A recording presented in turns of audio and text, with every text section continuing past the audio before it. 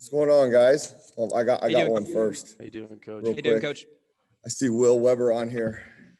I got Yeah. a question for you, Will. All right. How do you see our football program? What level do you see our football program at? It improved from last year. No. I mean, we're a group of 5 football team, right? Mm-hmm. Yeah. And you asked a question to Nate Jones about, and I thought it was interesting that Nate asked me. You asked him what it felt like to play for a mid-level football program. Yeah. I Mid-major. will say this, okay? Group of 5, we are. By the time I'm done here, either they're going to fire me or we're going to be a top 25 team that beats any Power 5 team that wants to come play us. So my thing to him was, you play major Division I football and we'll play anybody anywhere. So that's just me taking offense to being called a mid-level football. Because now, is there in basketball with 325 teams, is it different? A little bit. I would take offense if I was Paul if you called us a mid-level, mid-major, because I think he has the same idea that we can compete with anybody. Now, we haven't been to a Sweet 16, we haven't been to a Final Four, we haven't been to a CFP, we haven't been to that. But that's the goal around here, and I see us as group of 5 team. Eventually, or they'll fire my tail, and I'm okay with that. We're going to be a top 25 football team that competes with anybody in the country. So, just wanted to throw that out there. There you go. I like. So I was proud of him for being offended. So that's Yeah. good. But go ahead. Who had a question? Yeah, Coach, you talked about briefly in your post, the Nevada quarterback and having some more time to look at film and their offense. What stands out about their offense? No, I think Carson Strong is the best quarterback in our league right now. He's talented. He can spin it. I mean, he's thrown a couple touchdowns for that ball's in the air, 65 yards. I think their timing is better than anybody else in our league. They're really precise with their routes. They're athletic up front. And then they don't want to run the ball, but they have the ability to run the ball pretty well. I think they've got 3 backs. I mean, not much like us. They use 2 of them. I think they're physical. They're built like Bobby Cole. They're hard to tackle. They try and run over you. Now they do have a little bit of shake inside if they want to use it, but most of the time they try and run you over. So I think they're performing as the best team in our league, especially on offense. And I think Carson Strong is really good. He doesn't take sacks. He can do a pretty good job of reading whether you have 1 free safety or you're playing cover 2, and he knows where to go with the ball. So he's able to deliver that stuff. And then they do a lot of their backs do a good job of check releasing, and he finds them. So we've got a great challenge this week. Yeah, Coach, obviously struggling defending the pass. What's been the main focus? How are you getting these guys to, improve there? One, technique and a situational awareness. We've got to coach them better at them knowing what the call is and what actual kind of pressure are we going to get on the quarterback. Are we going to get the ball out of his hand quick? Or is he going to have a little bit more time to throw it? So we need to use our technique better. Our free safeties need to be in better position to be able to help those guys. I think we're playing with a fragile group. They have been beaten so bad over the last few years. They're very, very low in self-confidence. I think we've got to, give them chances by getting more pressure, holding up their technique, and just being better on situational awareness. The 64-yard touchdown that Hawaii had on Saturday, that's one of the worst plays I've seen in a long time. I mean, you've got a young man that thinks he's tired, I guess, and he either doesn't get the call or he just doesn't perform it, and he's so far off he can't even make a tackle when they throw it to his guy. And then we do a terrible job rallying around and tackling to get him on the ground just to give us another opportunity to play defense. So, I mean, you can take 2 approaches. You can dog cuss them and keep shaming them down to being just nothing, and then we're going to just mentally just destroy them. Or, now I'm a pretty positive person. I'm not positive when it comes to giving up 260 yards on 5 plays. But we got to coach them and teach them to give them the tools to better perform. Because they have the ability to do it, they don't have the confidence right now.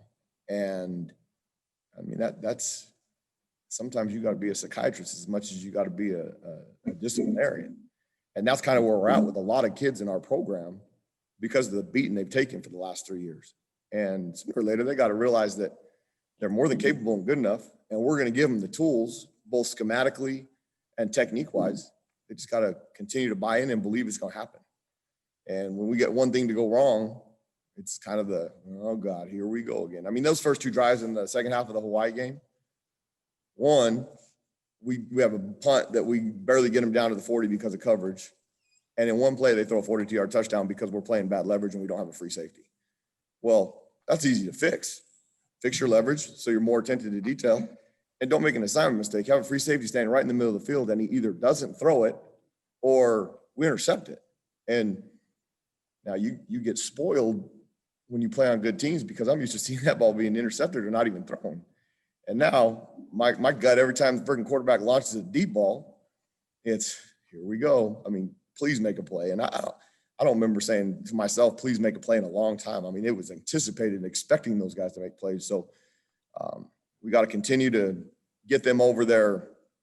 I mean, they just got to be forgetful of, okay, that crap happened. Here we go. We got to play again. And it'll come. It's a road journey, but it'll come. Coach, and along those lines, when it comes to recruiting, you can recruit younger kids.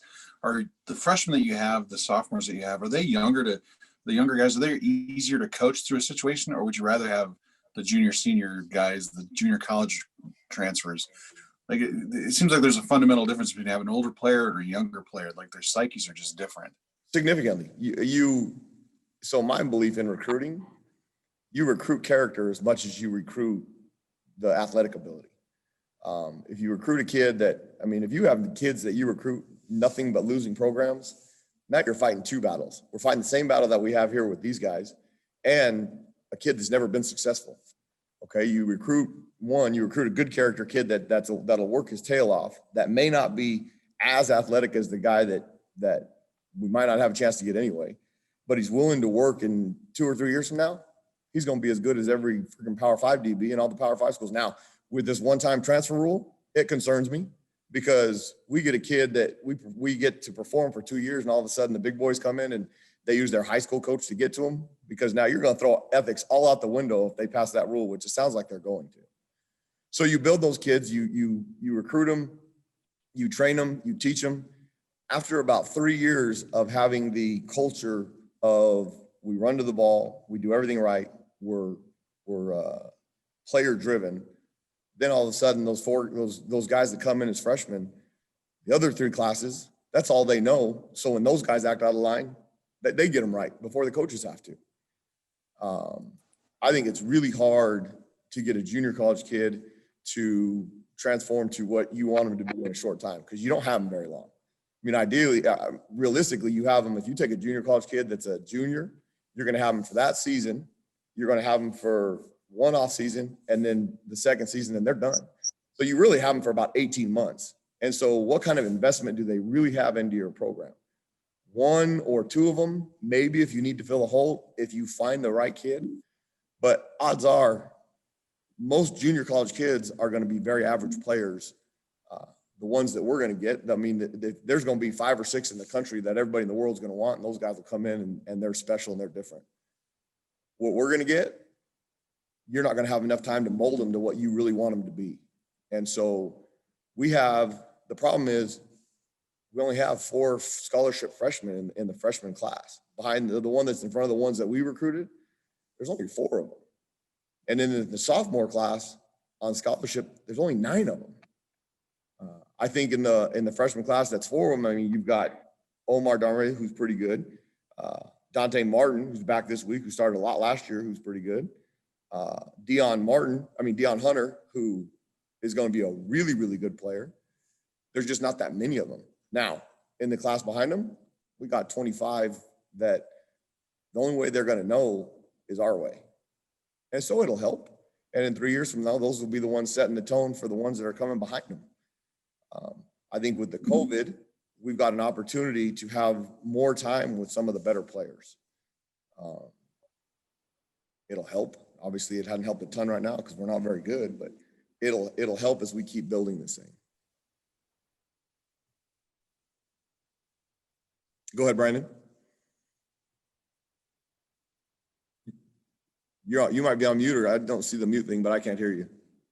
Sorry about that. There you go. You mentioned Dante. As much as his experience will help and his talent, how much are you hoping he affects the mentality of the guys that have been struggling and just the secondary in general? How much of a boost are you hoping from him? Really, I hope a gigantic boost. I don't know what the reality of it will be. We're playing the best passing offensive team in our league, coming off of two of the worst probably performances in our league against the pass. I mean, that's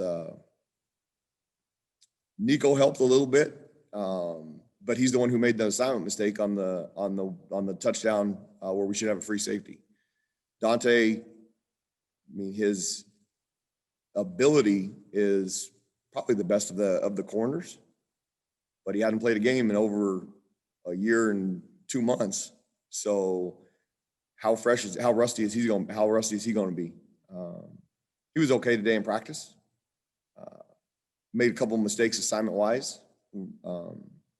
That's not uncommon for a young man who hadn't been around for a little bit. So he'll be all right.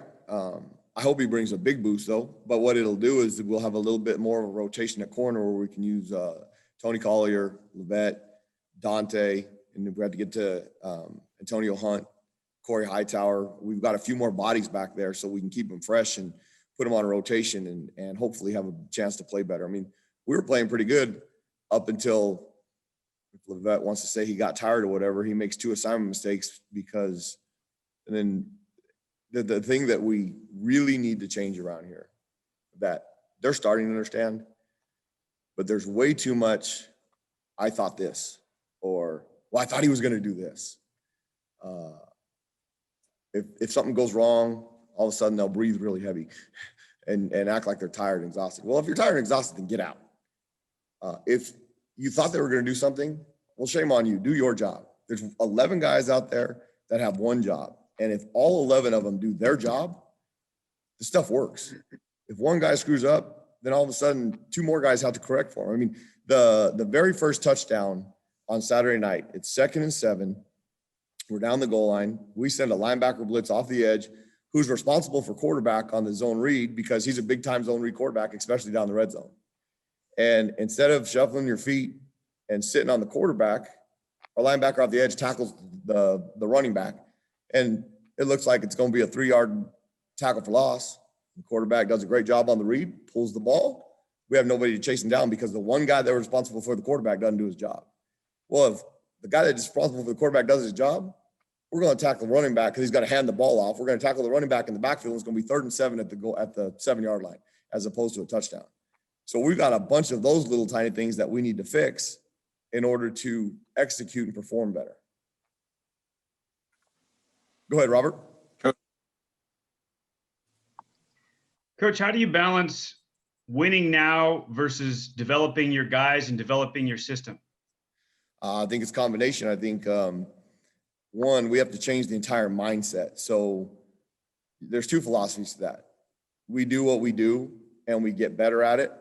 And you might have a chance to win, you might not. Or you do everything you can to give them the ability to be competitive and win. And then their psyche becomes that much better, that much faster. Now, you might sacrifice getting good at one certain thing, and you can't do so many things that they screw up everything.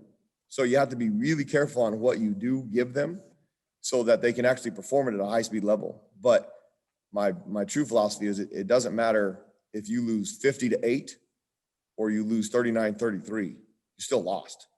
So give them the best opportunity they can to have a chance to win. And then you'll change the climate of your program because those guys will have a different belief if they realize, okay, this is what it takes to win. This is how it gets there. Because losing is losing.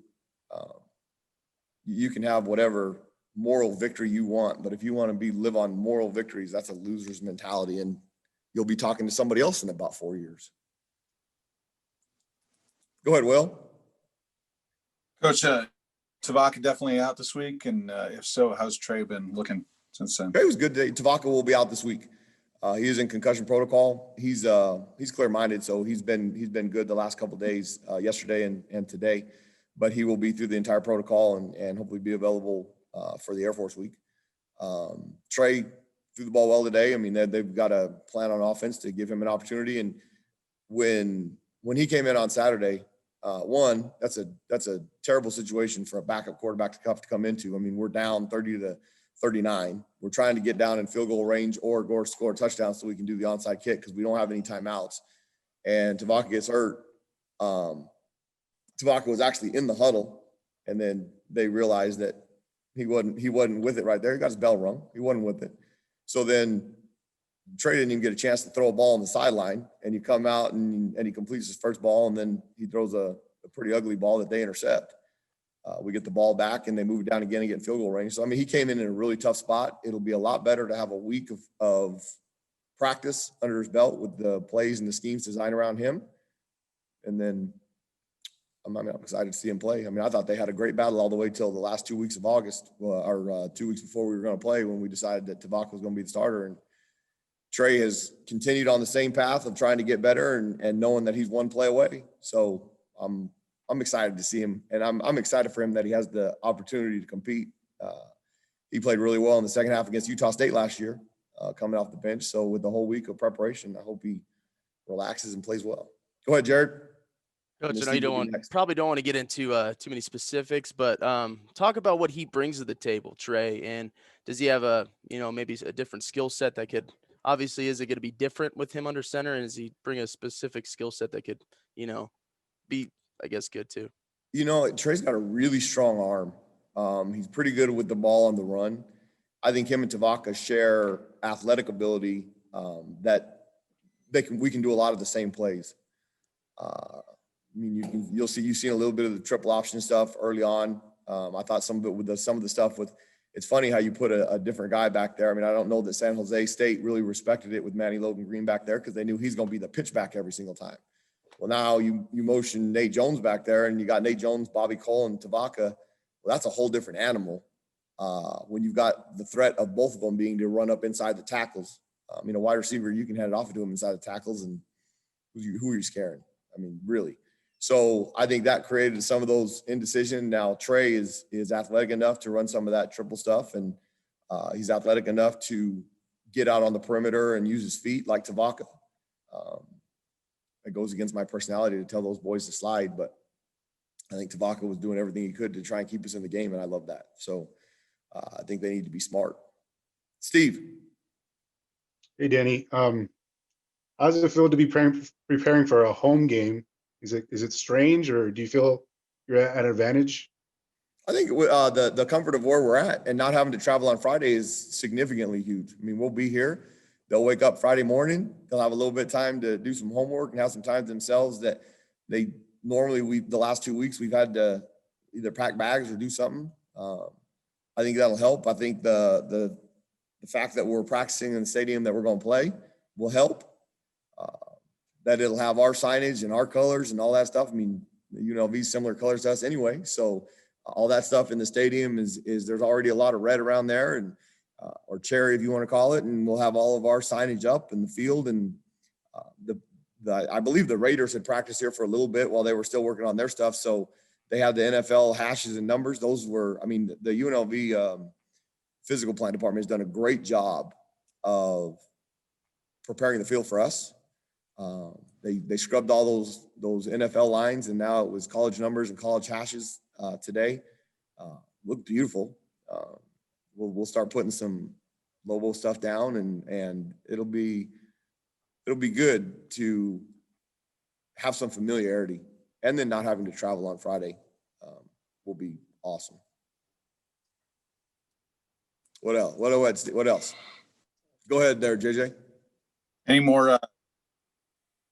Coach, you guys are 2 for 4 on fourth down conversions this year. You went for it up 20-7.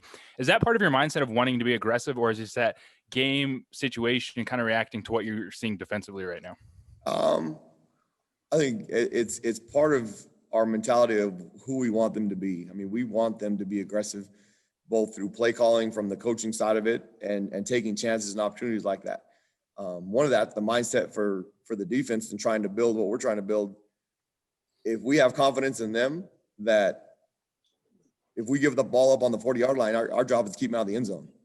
If that's just what they come to understand and know, they don't care and they don't work about it. Instead of, I mean, if the offense turns the ball over, which we'll do occasionally, I mean, if we have under 5 turnovers on the season, that'll be outstanding. And so the defense gets used to sudden change. It's no big deal. Go out there and either hold them to a field goal or keep them out of the end zone. And I think at the times that we've called fourth down, it's been at a point to either the one we were down 27 to go for it. We need to learn how to step on somebody's throat when we have them down. If we go up 27-7, that's going to be a completely different ball game than 20-14.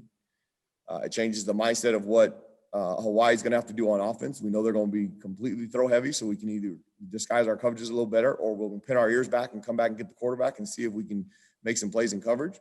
Now, if we can't slow them down on offense, which at that point of the game we had, then you're probably better off punting and making them go 90 yards. Because if you give them the ball at the 40-yard line, you know they're going to score in 4 or 5 plays, well, then you're just beating your head on a wall that you shouldn't do. But I thought at that point of the game, we were doing a good enough job on defense that if we didn't get the first down, we were going to stop them.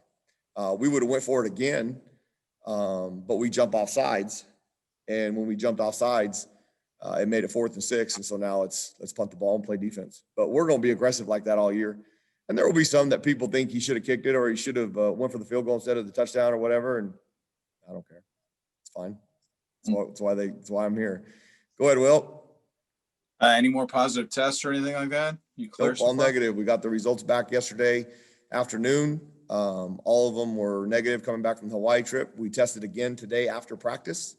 So we'll get those results tomorrow afternoonish around 4 or 5. That's been a really positive. I mean, I guess the transmission, if somebody on the Hawaii team has it, I mean, both those teams are tested prior to the game on Thursday. So there shouldn't be anybody in there. But if somehow you miss the shedding period, right now, that's about the only way that transmission could happen. Now, I mean, the airlines tell us that their employees are all screened. So we're on the airline, that's okay.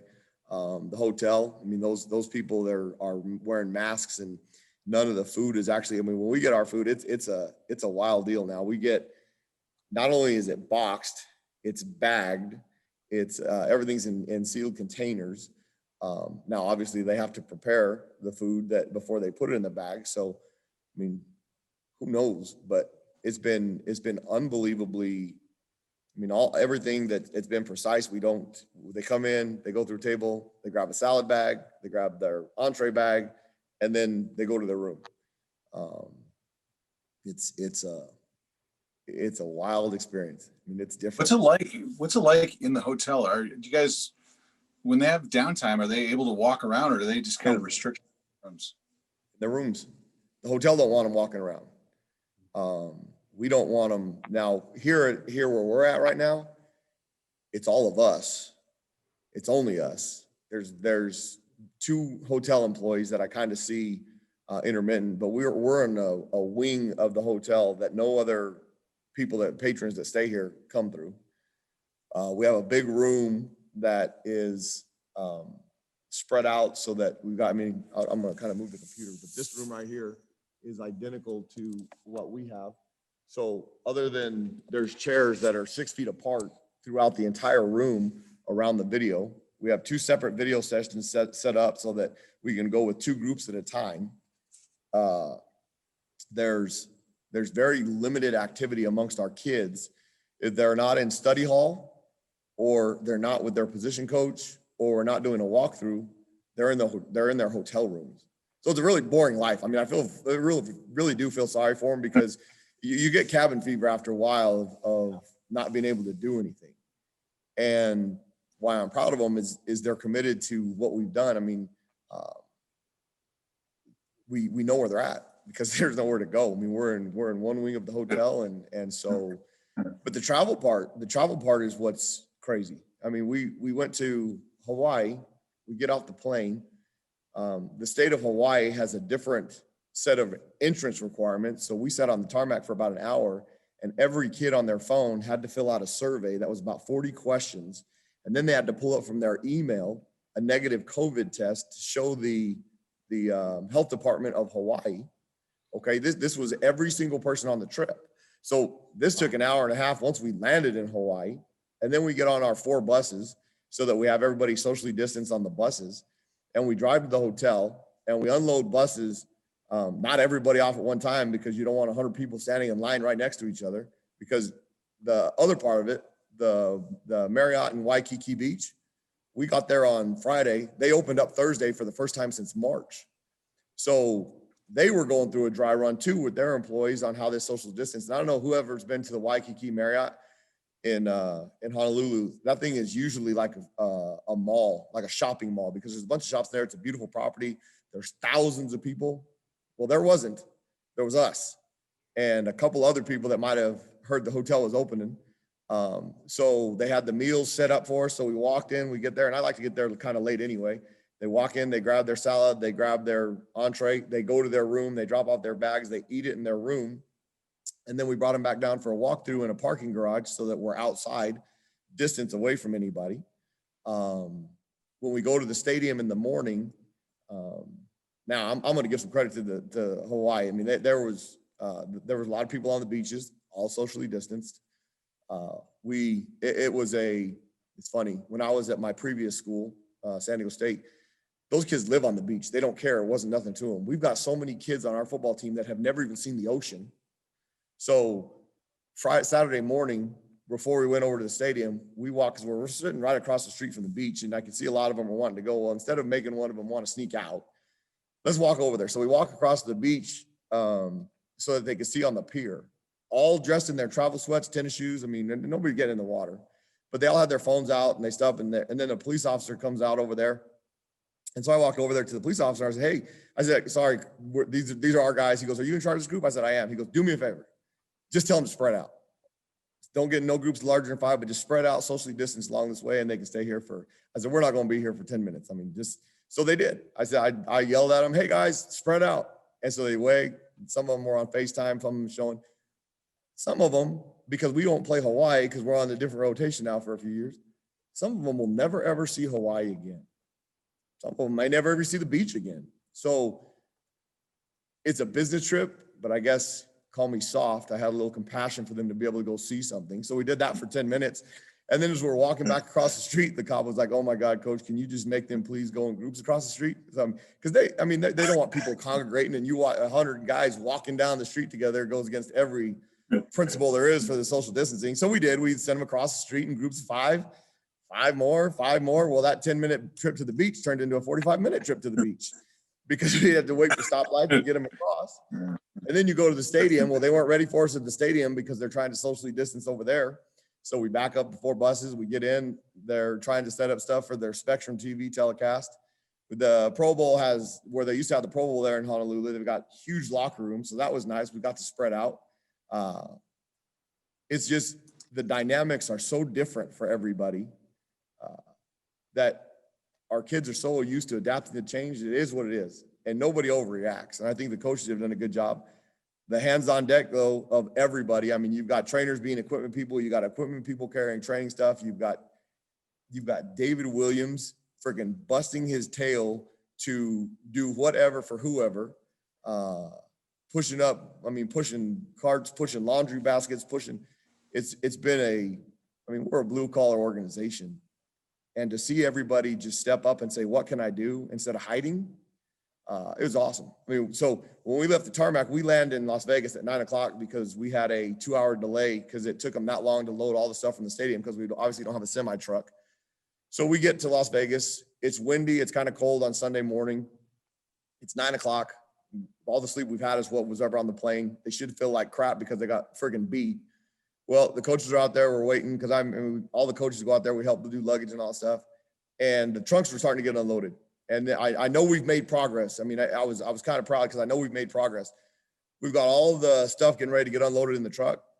And I see the team get off of the buses and start walking over there so that they can help, instead of being spoiled and feeling like, no, that's somebody else's job. Now, I chased them back onto the bus because that's not their job. But the fact that they didn't think they were too good to do something, we've made some progress now. We've made some progress in their belief in how we do things around here and the organization that we're going to be. So we're not a very good football team yet, but at least we're good people. And if you build the right character and you keep going those things, we'll continue to get better. Now we're going to win a game. And when we win a game, we're going to celebrate in the locker room because I think that's the hardest thing to do in football is win a game. But we lost to a team that I felt we should have beat on Saturday because we don't know how to win. We don't know how to complete the process. Well, they're making progress in everything outside of that. So sooner or later it's going to happen. And then we're going to be a top 25 program. And I'm going to ask Will again, how come you call it this mid-major football program when it happens? And then we'll be good. All right. I've gone on long enough. Trae, how does it feel to be getting ready to start? It's very exciting. First time starting this year is very exciting for me. And as been going on the days, knowing I'm about to start, it's time to take over. That's how I be really feeling. It's time to take over and lead the team and getting the victory. Like we need to win. You know what I'm saying? It's time to take over and get the win. Awesome.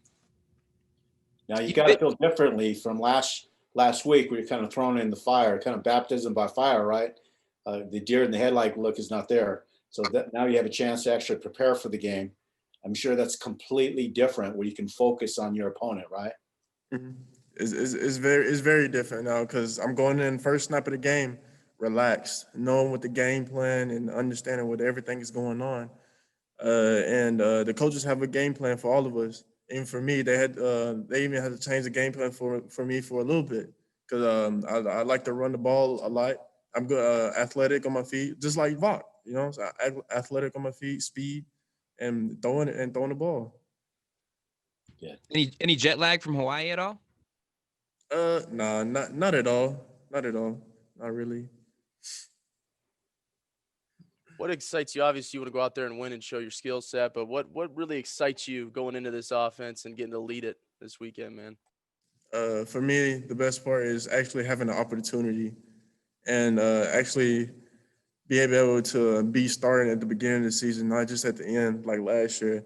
It's a great opportunity for me to show my skill set and what I can do on the field. And obviously, Vaught, he's been a great person at leading me and showing me and telling me what things to do and what not to do. He's been a great leader for me. And now he said it's my time to shine. It's my time to go out there and take over for the team and help the team get a win. Awesome. What did you learn about this particular group you have now? You got some new faces on the offense, but a good core of guys that you've been around for the last few years. What did you learn about the team the first 2 games and really the first 1.5, I should say, because you got on the field with them by half? I learned about my team. They really play with their heart out. They really play with all heart. It's just what we just got to finish. They will play with. They put everything on their body out on the field. They just got to learn how to finish. We all got to learn how to finish. Like we can't get into that struggle at the end. Like, oh, we're winning. Like we just got to keep the ball moving. That's one thing I know about my team. Like about the team is that we put all our heart on the field and keep it pushing. So I know this was supposed to be a home game for you guys, and I know it's Jared, go, then Will. Oh, go ahead. So I know this was supposed to be a home game for you guys, and it's different right now, obviously, with COVID. Does this feel like a home game for you, though, since you're in Vegas? And kind of talk about that. Well, actually, not really, but we got to make it feel. I mean, like we've been practicing on it for a couple of weeks. We've been practicing on it, so we really used to it. You know, we really used to it. So like any game is almost like a home game. You know what I'm saying? We going on the field facing an opponent. You know, it's like every game going on the field facing an opponent. Don't matter how the field is, don't matter what the field look like. We just gotta go out there and play ball. Trae, that's a tough situation to walk into a game. I know you want to play, but I mean, we're talking at the end of the game. It's crunch time. You guys need to score. And coach was saying you didn't even have a chance to make a warm-up throw. I mean, how hard is that to leave the bench and to walk on the field and know that you have to perform immediately? Yeah. At that point in time, I just kept in my head. I said, "Hey, I gotta do what I do. I gotta do what I can do." especially coming in at the late of the game and just warming up at that moment. I just for that reason, I should have been warming up the whole game instead of just like waiting till Vaught get on the field and tell him what he missed. I should have been like on the sideline throwing the ball as he going in and stuff like that. But I mean, in that situation, in my mindset, I was just wanted to really get the job done. Well, if it makes you feel good, years ago when Rocky was the head coach, was part of the team there, and the Lobos won a lot on that field. So hopefully that'll rub off on you. But I do want to commend you because I remember interviewing you last year, and you told me specifically you put on probably about 12, 15 pounds of muscle from the year before. And Yes, so you're more mature mentally, physically. And I just want to wish the best for you because, situational awareness, you're going to be competing for you got the starting job right now as far as this game is concerned. And I'm sure you are very, very motivated. Yes, sir, I really am. I'm just happy to have this opportunity for me. It's really a blessing to be able to have this opportunity. Awesome. Hey, Trae. Just throwing it out there, guys. Our last conference win was on this field. Yeah. Wow. Yeah. There you go. Hey, Trae. Yeah, I know there's not that much behind you as far as backup goes. Do you feel pressure knowing that, trying to be safe, maybe slide a little bit more, or do you feel pressure? Oh, well, no, I really don't feel pressure. I'm more calm, but I mean, I do have to be more smart and be aware and don't take many hits or big hits at all. I got to be smart. That's the big thing. Trae, what have you seen from Nevada? Looking at the game film. I seen they have a little talent on their team, and they play a lot of man coverage. So I feel like our receivers can win on those man coverage. That's what I feel. So it's gonna be a lot of man, and I feel really confident about our game plan for it too. And speaking about your receivers, there was some good chemistry going on between them and Tavaka the first game and a half or so. What did you pick up with what they were doing the first game and a half or so, and how are you trying to get on the same page with them just as much? Just after practice, just staying with them and throwing the ball with them and going over the routes and stuff. Just get on the same page as them, talking to them, what they doing, what I'm going to do. It's just basically communicating and staying on the same page.